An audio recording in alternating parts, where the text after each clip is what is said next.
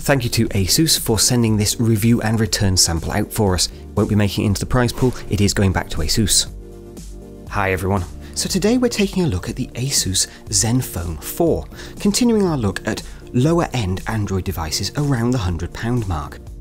Now the Asus Zenfone 4 retails for around £106 on Amazon, and it provides a very small package with a 4-inch display running at 480 by 800 pixels. For those counting the PPIs, that's 233 PPI. Now the device weighs only 115 grams, which is actually quite light and small, diminutive for a device of this size. It's packing Gorilla Glass 3 for this display, making it nice and tough. It should be able to take a few knocks, that's for sure.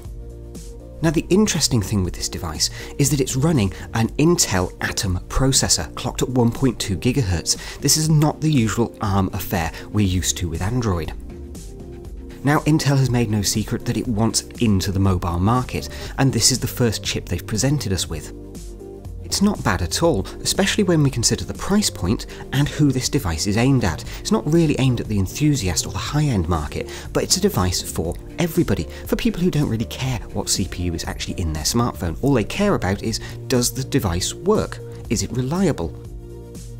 When we actually consider the device itself, the in-the-hand feel is actually quite good. It does feel like a chunky device, and it has the stylings almost of the Nokia Microsoft Lumia devices. Certainly that bright yellow reminds me a lot of what Nokia were doing last year. Not the most beautiful of devices I've ever seen, but not the ugliest either. There's no major problems here with the form factor or anything like that. It services what it's designed to do, which is to be a smartphone that fits in the hand comfortably. Software-wise, it's running Android 4.3, which is upgradable to Android 4.4.2. No word as to whether this will be getting Lollipop. I do doubt that very much, I'm afraid. Now the graphics performance is being provided by a PowerVR SGX 544 MP2 integrated in with the Intel Atom CPU.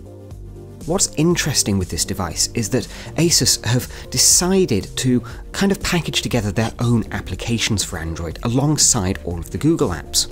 And so we have very much a clone city going on, with a calendar app from Asus, a note-taking app from Asus, an email app from Asus, and so on.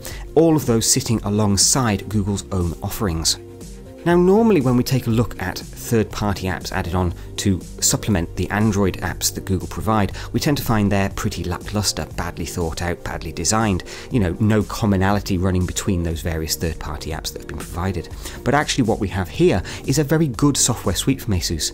It's well-rounded and it offers everything an Android user would need if they don't want Google's pure services, as it were. It's nice to actually see the commonality between all of these apps as well. They actually look like they've been designed to operate together as a suite of tools, as opposed to, we'll just build this app, we'll build this app, and no commonality running between them. Asus should really be applauded there for thinking ahead and making sure that all of these apps actually work and play well together, not only in look and feel, but form and functionality as well. Also, unlike the Eashin M1 we took a look at last week, this device has full support for Google Play services. That means Google Plus and Google Photos all work on this device. No problems, nothing missing. Now performance is what we would expect from a device of this price point and running an Intel Atom CPU.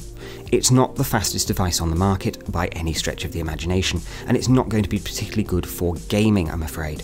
However, benchmarks aside, when you actually use this device, you find there's no slouching or slowdown here particularly. It didn't strike me as an underpowered device in any way, shape or form. Apps open nice and snappily, and there's a good responsiveness from the OS as well. When you kind of consider the real world performance of this phone, who it's actually aimed at into the lower end of the market, a first-time Android user or a user who doesn't want a high-end smartphone where price point is more important, this actually comes head and shoulders above many other devices at this price point. The Asus Zenfone 4 is a nice little device, and if you were to pick one of these up for a relative, or even for yourself because you don't need something that's massively powerful, I think you'd find it's a very good device and you'll get on quite well with it.